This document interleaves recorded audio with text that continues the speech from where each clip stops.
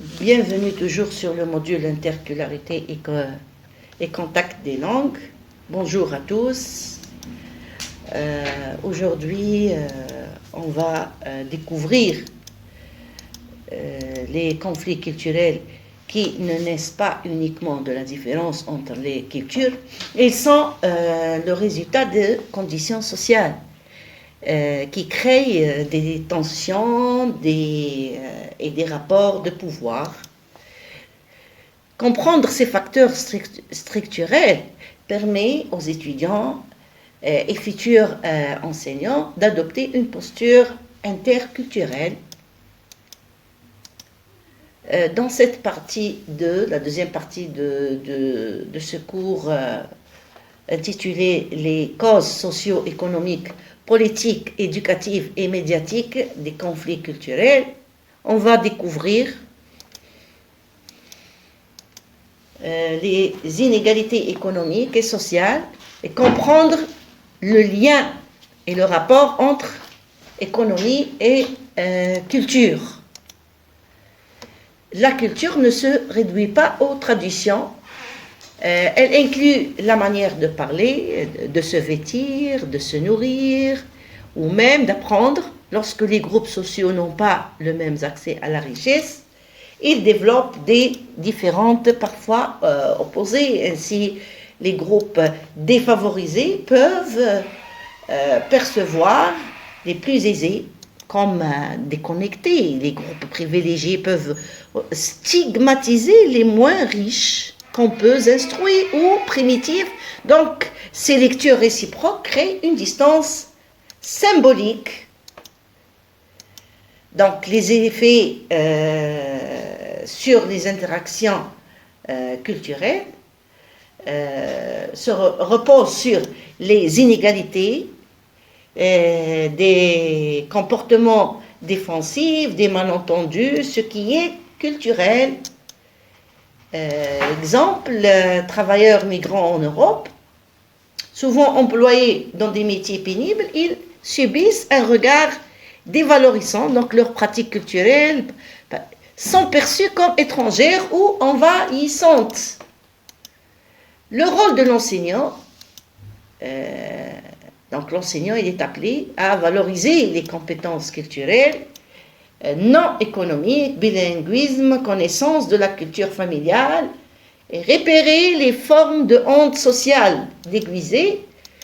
Donc les politiques linguistiques et éducatives aussi, le pouvoir symbolique des langues. Une langue n'est jamais neutre. Elle porte une histoire souvent coloniale, une identité collective, un statut social et un pouvoir politique. Donc choisir la langue d'enseignement revient à choisir quelle culture sera valorisée. Pourquoi la langue peut devenir un conflit culturel ? Premièrement, parce qu'elle touche à l'identité. Qui sommes-nous ? Et que voulons-nous transmettre ? Qui impose sa langue ? À qui ? Le français, par exemple, au Québec, est menacé numériquement par l'anglais. La langue devient un enjeu politique majeur, surtout dans les écoles et les administrations, les médias. Donc le rôle de l'enseignant aussi, c'est adopter une pédagogie plurilingue, non hiérarchisée, mais respectueuse du patrimoine linguistique des apprenants.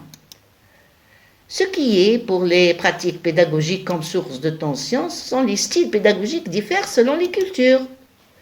Deux grandes traditions éducatives entrent souvent en confrontation. Selon le modèle vertical, hiérarchique, c'est le respect strict, mémorisation, autorité du professeur. Pour ce qui est du modèle horizontal, participatif, c'est l'interaction, créativité, prise de parole, réflexion critique. Donc ces différences peuvent mener beaucoup de conflits.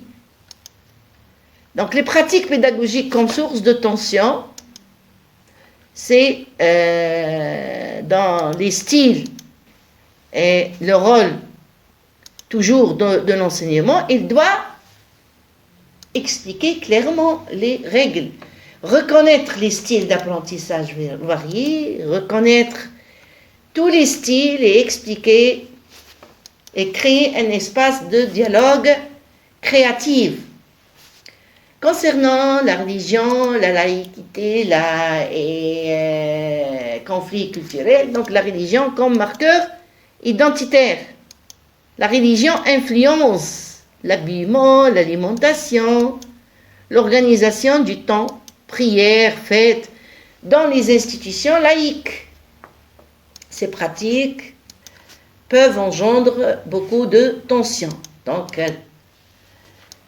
exemple, port de symboles religieux, voile, croix, kippa. Donc, le rôle toujours de l'enseignant, donc il doit promouvoir une punitive, respecter les convictions des étudiants, rappeler les règles communes et éviter les discriminations.